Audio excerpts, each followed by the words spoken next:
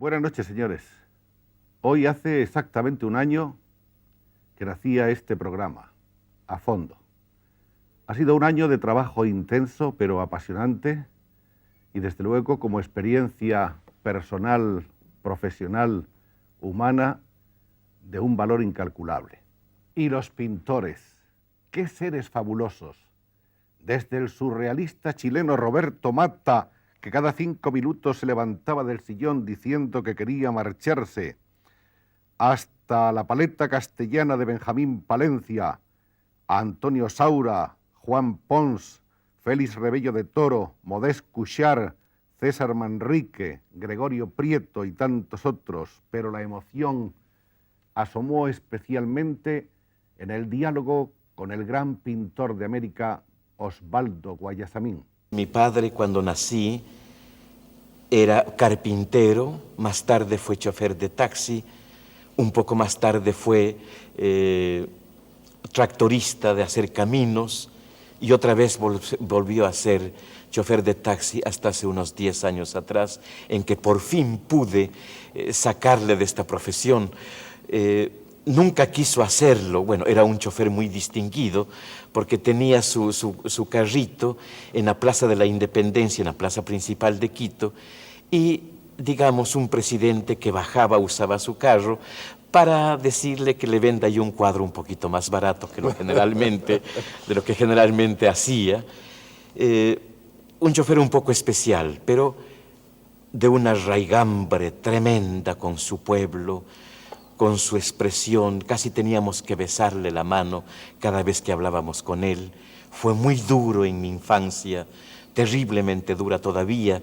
De repente salgo gritando ahora mismo en la cama porque tenía la costumbre de darme muy buenos azotes en la espalda mientras estaba dormido. Le adoro muchísimo a este hombre que me enseñó a ser también fuerte con la expresión de mi pintura. Por otra parte, perdone que siga esta cosa porque es muy amarga, jamás aprendí juegos de niños, jamás pude hacer bailar un trompo o jugar bolas en una bomba. No aprendí los juegos de niño, porque todos mis compañeros, siendo más negritos que yo, tal vez un poquito más feos y más duros de cabello, no querían jugar conmigo porque me llamaba Guayasamín. Y mi apellido indio les apartaba de mi presencia o de jugar conmigo. Todas estas experiencias, mucho más tarde, han sido lo que han ido grabando muy duramente en la obra que trato de realizar. Hay otro incidente, tal vez el único acto tierno que recibo en mi infancia. Estoy pintando desde que tengo uso de razón. Desde los 7 años, el primer recuerdo que tengo de mi vida es estar en una estera, en el suelo, tratando de copiar una postal del castillo de San Angelo que está en Roma y tenía un cielo muy luminoso. Y mi madre, seguramente con la angustia de que no podía yo hacer este cielo blanco y luminoso, sacó de su seno un poquito de leche para darme en un platito para ver si con la leche mezclando el color este cielo era más luminoso. Este es el recuerdo más tierno, más profundo de mi niñez. He leído en alguna de las semblanzas biográficas que se han escrito sobre usted que hubo una niña que le interesó a usted especialmente en esos primeros años, una niña que creo que era coja. Ajá. Fue mi primer amor, tenía posiblemente unos 10 años, me enamoré tan profundamente de esta niña coja. Todas las chicas cojas tienen los ojos más divinos. No sé, en las mujeres que están en cinta y las mujeres cojas tienen unos ojos divinos. A esta chica yo le hacía joyas. Estoy haciendo todavía joyas como recuerdo de ese tiempo, diseño joyas ahora. Recogía semillas de los árboles y les forraba con papel de estaño de colores le hacía collares, le hacía aretes, le hacía pulseras y le regalaba en pequeñas cajitas de fósforos también muy adornadas. Mi primer amor. Vamos a recordar un poco cómo Osvaldo Guayasamín, que es el primero de una familia de 10 hermanos, logra en esa casa humilde, a donde llegaba muy poco el dinero, según tengo entendido. Casa no, un cuartito de 4 metros cuartito, cuadrados. En una sola habitación En estaban una sola todos. habitación dividida con una cortinita sucia. Era la cama de mi padre y de mi madre y 2 camitas donde dormíamos cruzados, como ahora venden las botellas, cruzados para no caernos de la cama, para alcanzar en la cama. Bueno, eso son tonterías en el fondo, pero claro, todo esto va marcando las cosas. Todo eso marca, ¿no? Pero hay muchas cosas interesantes. Por ejemplo, tengo entendido que sus padres se amaban de una manera impresionante, que era un auténtico romance tierno y profundo. Mi madre pertenecía a una familia de herreros, tenían su casita de 2 pisos, y mi padre, que vivía en un pueblo cercano a Quito, indio puro. La familia de mi padre estaba completamente en contra de que mi padre se casara con una mujer de la ciudad. Imagínese, la familia de mi madre también era totalmente opuesta a que mi padre se case con un indio puro. Entonces parece que el romance se hacía a través de colores, de pañuelos de colores, porque él llegaba desde una montaña a caballo. Era una cosa muy tierna.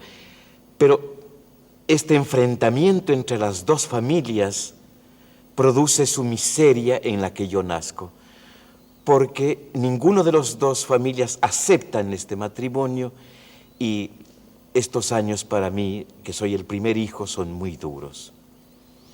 Vamos a olvidar un poco esos años, sí. Vamos a seguir adelantando, porque hay unos momentos en que, siendo Guayasamín muy joven y ya pintando cuadros que han hecho que la gente se fije en él y que consideren que hay un verdadero genio de la pintura, un gran pintor de América, ocurre entonces que en un accidente o en un incidente, digamos, político, muere uno de sus mejores amigos.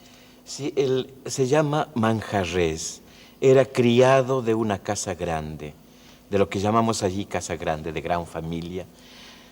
Hubo una guerra en Quito que se llamaba Los 4 días, en que murieron cientos y cientos de personas. Este amigo mío era la persona que me acompañaba en mis salidas a la montaña a ver lo que hacían las hormigas, a conocer la profundidad de los volcanes cercanos, a ver cómo crecían las plantas. Y esta preocupación. Faltábamos de la escuela para ir a la biblioteca, por ejemplo. Este amigo entrañable, en un momento después que se terminó estos 4 días de masacre, le fui y le encontré muerto, inmensamente hinchado y verde, azul. Y cuando vi eso, dejé de creer en muchas cosas, porque los niños no pueden morir, no deben morir, y pinté un cuadro que se llamó Los niños muertos. Un cuadro cuya reproducción tenemos ahora justamente en este momento ante nuestras cámaras. Es un cuadro que estremeció en ese instante y que sigue siendo, desde mi punto de vista, un cuadro extraordinario en la historia y en la obra de Guayasamín. Lo hice cuando era alumno de la Escuela de Bellas Artes, entre los 3 o 4 primeros cuadros que pinté cuando por primera vez tomé un óleo y una paleta en mis manos. Bueno, hay un primer cuadro también de esa época primera que tenemos aquí, que vamos a mostrar ahora, que se llama Las Beatas, y que es un cuadro que resulta absolutamente goyesco, aunque quizá más adelante vamos a hablar de esto. Yo creo que toda la pintura de Guayasamín, en cierto modo, y quizá de una manera misteriosa, viene a entroncar con la pintura española y con Goya de una manera mucho más clara. ¿Está de acuerdo usted? Completamente de acuerdo. Es mi amigo desde siempre. Goya es con la persona que converso casi cada día, que veo sus cuadros y se entabla nuestra amistad tan profunda. Y cuando usted pintó estos cuadros, ¿no tenía ni idea de la existencia de Goya? En realidad, digamos, a través de reproducciones sí, pero nunca hasta 1957, que vengo por primera vez a España y me dan el gran premio de la Bienal, nunca antes había conocido a Goya, nunca había visto directamente un cuadro de Goya. Es una de las experiencias más tremendas que recibo en mi vida. Es tan brutal la presencia de este hombre en mi conciencia o en mi subconsciencia que me paso alrededor de 10 días sin poder comer, sin poder ingerir alimento, y cualquier cosa que como lo devuelvo.